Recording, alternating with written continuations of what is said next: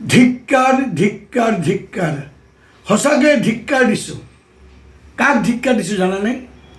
অসম লোকসেৱা আয়োগক। আজি অসম লোকসেৱা আয়োগৰ বিভিন্ন কেটেগৰীৰ পৰীক্ষাৰ ফলাফল ঘোষণা হ'ল। পৰীক্ষা ঘোষণা হোৱাৰ লগে লগে উত্তীৰ্ণসকলৰ মাজত এক উৎফুল্লিত পৰিৱেশ সৃষ্টি হ'ল। তেওঁলোকৰ পিতৃ মাতৃ অঙৈ বঙৈ বন্ধু বান্ধৱ শুভাকাংক্ষীৰে আনন্দত মতলীয়া হৈ পৰিল। বহুতে দৌৰি গ'ল মিঠাই আনিবলৈ, কোনোবাই গ'ল ৰাতিৰ সাজ খাবলৈ, মাংস আনিবলৈ, মাছ আনিবলৈ।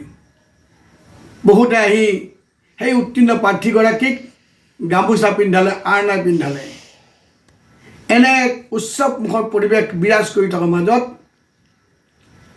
পেকেটে পেকেটে মিঠাই ঘৰত আহি পোৱাৰ পিছত হঠাতে ঘোষণা হ'ল এই পৰীক্ষাৰ ফলাফল বাতিল কৰা হৈছে।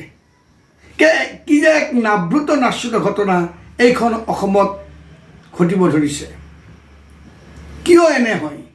ছাত্ৰ ছাত্ৰীক জীৱনক লৈ, এই যুৱক যুৱতীৰ জীৱনক লৈ কিয় হেতালি খেলা হয়? হয়, দুদিন পিছত আকৌ তেওঁলোকে ফলাফল ঘোষণা কৰিব। কি যিসকলে স্থান লাভ কৰিছিলে, উত্তীৰ্ণ হৈছিলে, তেওঁলোকৰ যদি কাৰোবাৰ নাম এই আহিবলগীয়া তালিকা যদি নাথাকে, তেওঁলোকৰ মানসিক অৱস্থাৰ কি হ'ব? কোনোবা যদি আত্মঘাতীৰ দৰে পদক্ষেপ লয়, তাৰ বাবে দায়ী কোন হ'ব? গতিকে ছাত্ৰ ছাত্ৰীক লৈ, নৱ প্ৰজন্মক লৈ আপোনালোকে কেতিয়াও হেতালি নেখেলিব। এটা পৰীক্ষা, তাকো গুৰুত্বপূৰ্ণ পৰীক্ষা যদি ভালমতে চলাব নোৱাৰে, শুদ্ধভাৱে যদি উত্তৰ দিব নোৱাৰে, তেতিয়া সেই চকীবিলাকত বহি আছে কিয়? পদত্যাগ কৰক। আৰু ইয়াৰ আঁৰত যিসকল ব্যক্তি জড়িত, তেওঁলোকক গামোচা পিন্ধোৱা নহয়, তেওঁলোকক চৰকাৰে বাধ্য কৰক পদত্যাগ কৰাবলৈ। এনে নকৰিব কেতিয়াও, যে ছাত্ৰ ছাত্ৰীৰ বা পৰিয়াল পৰিজন শুভাকাংক্ষীসকল আঘাত পায়। তেনে কাম আগলৈ নহওক, তাকেই কামনা কৰিছোঁ।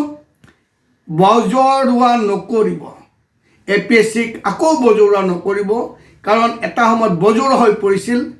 সৰ্বানন্দ সোণোৱালৰ নেতৃত্বত সেই বজৰুৱা পৰিৱেশ কিছু হাম কাটিছিল।